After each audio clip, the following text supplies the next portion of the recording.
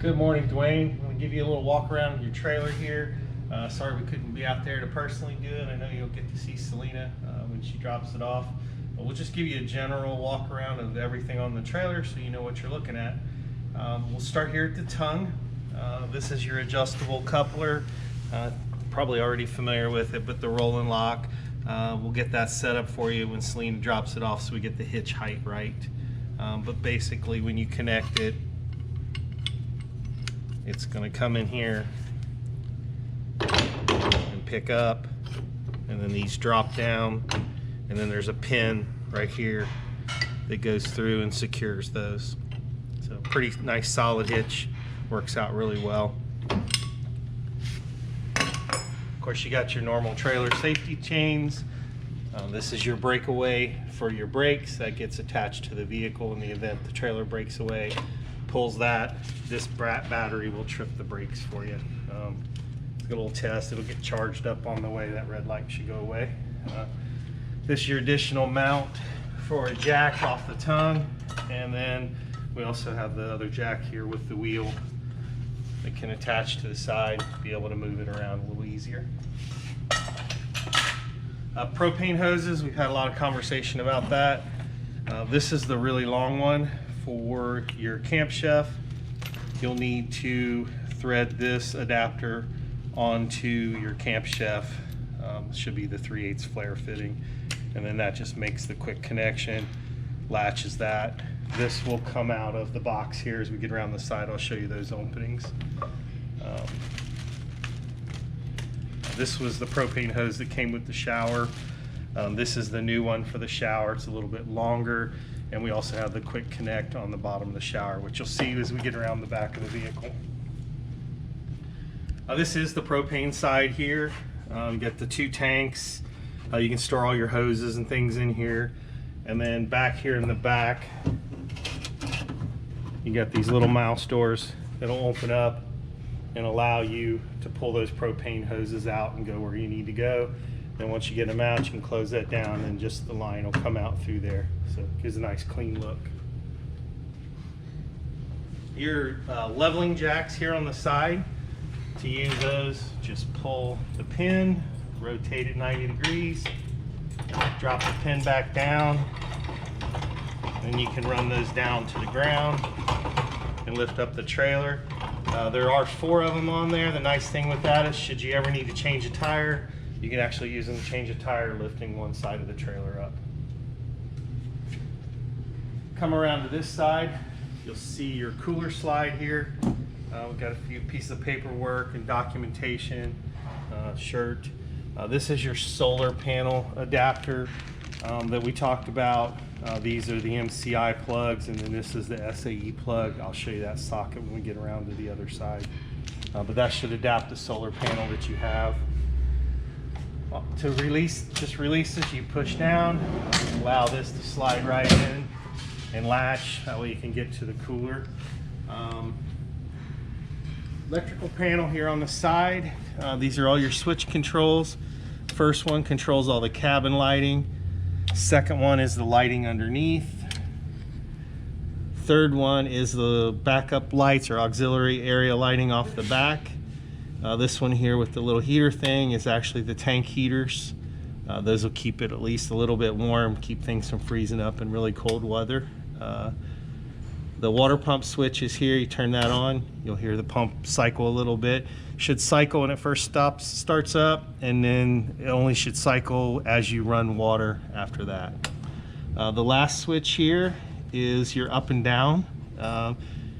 It's a 2-way rocker, so when you push that, that allows the lift to go up.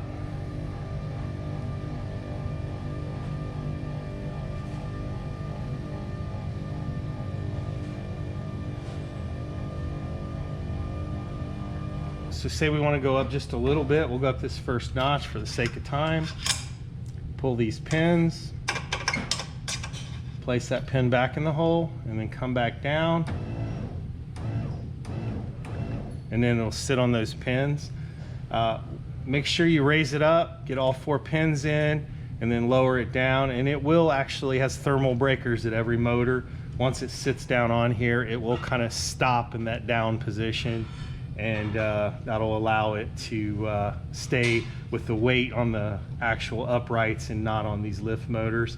Once you have it in position, it's always a good idea to take the little weather seals and slip them back down so they cap that off, because they do just slide along. So when you're ready to camp, you're obviously going to be raising this up much higher, and there's multiple points of stop here.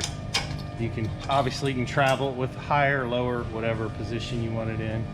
Just make sure it's sitting on the pins when you travel. Exactly. That's the big thing with this, is you always want to make sure that whenever you're done, you want to bring it back down and let it sit on those pins so it's carrying the weight again to save the motor. So we'll get ready to put it in a low position.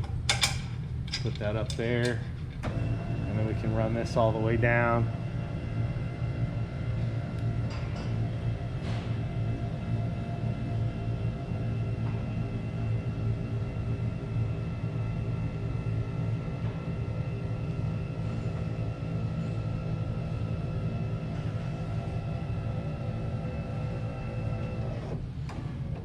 You can see that kind of stopped right there, stalled out. Now it's sitting on the pins, ready to travel. So we come around to the kitchen side here. We have a water port on this side for you. These are quick connect, just like an air compressor fitting. So you have this fitting here, just snaps in there, and now you have your water. Go to release it, just push back on the ring and it'll pop out for you. These are some storage boxes here that stack up real nice. This is your griddle storage back here for the for the stove out here. So just lift up, bring that out, go to store it, drop it back in. Your power on both sides is the same. There's a shore power and inverter power. When you're plugged into the 110 outlet, these two outlets will be active, and there's a set on the other side just like it. If you aren't connected to shore power and you do need some 110, when you turn the inverter on, it will then power up these with 110 volts. Your camp stove over here, your cook partner. We kind of talked through this a little bit early on, but this opens up. This gas line is stored inside of it, but it'll connect here and then right to your smaller propane tank with a short connection hose.